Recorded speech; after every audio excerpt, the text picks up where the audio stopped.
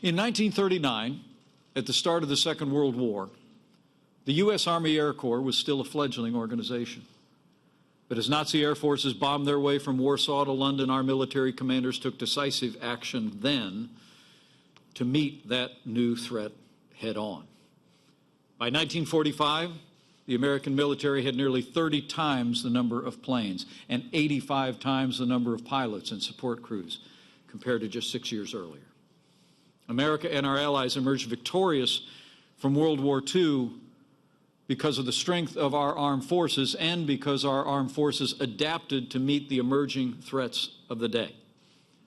We knew that air power had forever changed the nature of war, so we marshaled the resources and the will to build the most powerful air force the world had ever seen.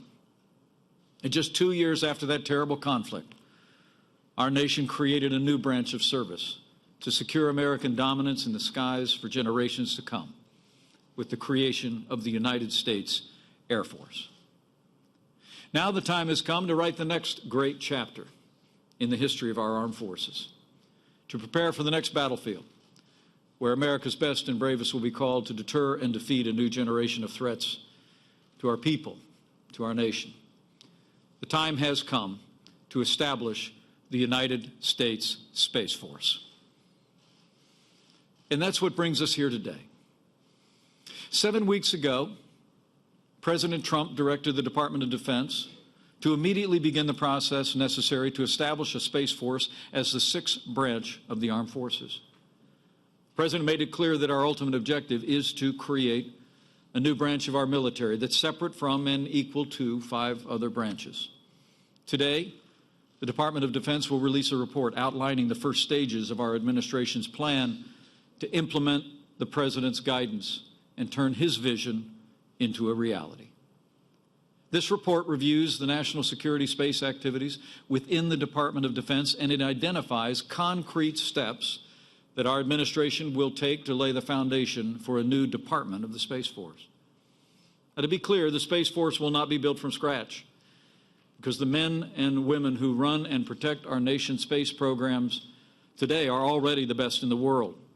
And since the dawn of the space age, America has remained the best in space.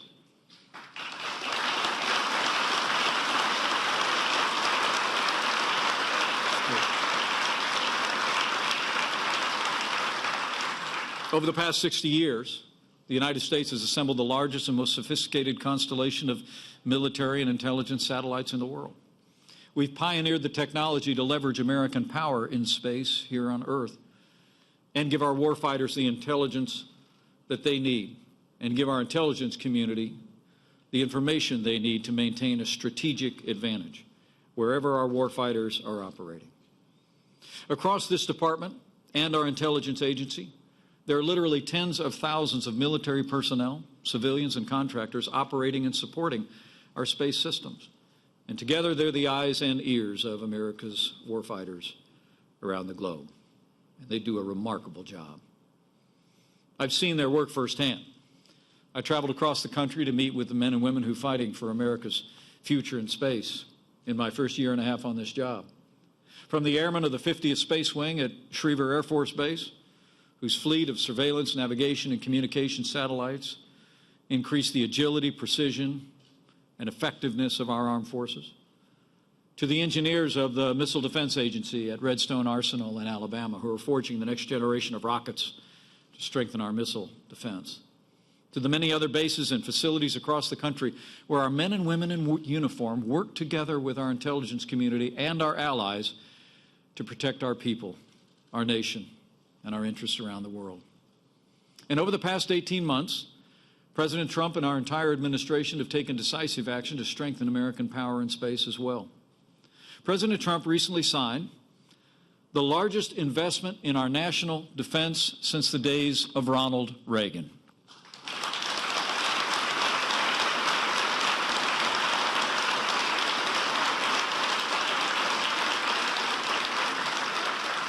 And that new defense budget included new resources for 2 cutting-edge military communication satellites and nearly $1 billion for our space defense programs.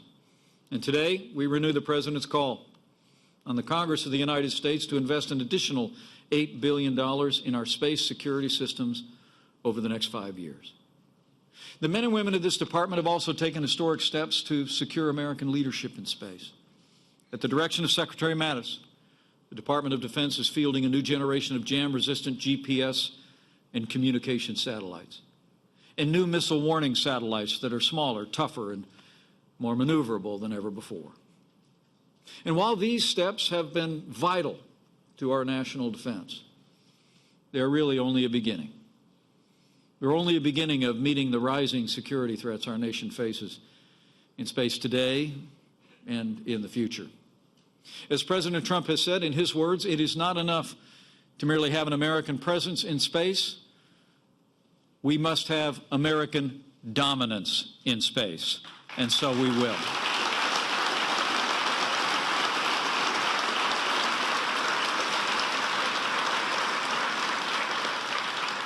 And that's precisely why we're beginning the process of establishing the Space Force as the sixth branch of our armed forces. Just as in the past, when we created the Air Force, establishing the Space Force is an idea whose time has come. The space environment has fundamentally changed in the last generation. What was once peaceful and uncontested is now crowded and adversarial. Today, other nations are seeking to disrupt our space-based systems and challenge American supremacy in space as never before. For many years, nations from Russia and China to North Korea and Iran have pursued weapons to jam, blind, and disable our navigation and communication satellites via electronic attacks from the ground. But recently, our adversaries have been working to bring new weapons of war into space itself. In 2007, China launched a missile that tracked and destroyed one of its own satellites, a highly provocative demonstration of China's growing capability to militarize space. Russia's been designing an airborne laser to disrupt our space-based system, and it claims to be developing missiles that can be launched from an aircraft mid-flight to destroy American satellites.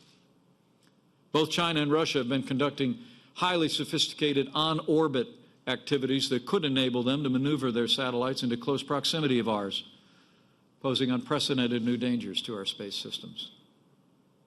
Both nations are also investing heavily in what are known as hypersonic missiles, designed to fly up to 5 miles per second at such low altitudes that they could potentially evade detection by our missile defense radars. In fact, China claimed to have made its first successful test of a hypersonic vehicle just last week. China and Russia are also aggressively working to incorporate anti-satellite attacks into their warfighting doctrines. In 2015, China created a separate military enterprise to oversee and prioritize its warfighting capabilities in space. As their actions make clear, our adversaries have transformed space into a warfighting domain already, and the United States will not shrink from this challenge.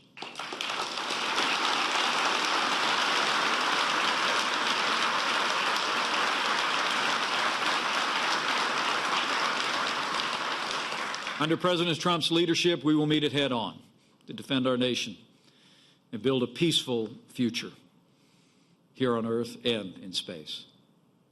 America will always seek peace in space as on the Earth, but history proves that peace only comes through strength. And in the realm of outer space, the United States Space Force will be that strength in the years ahead.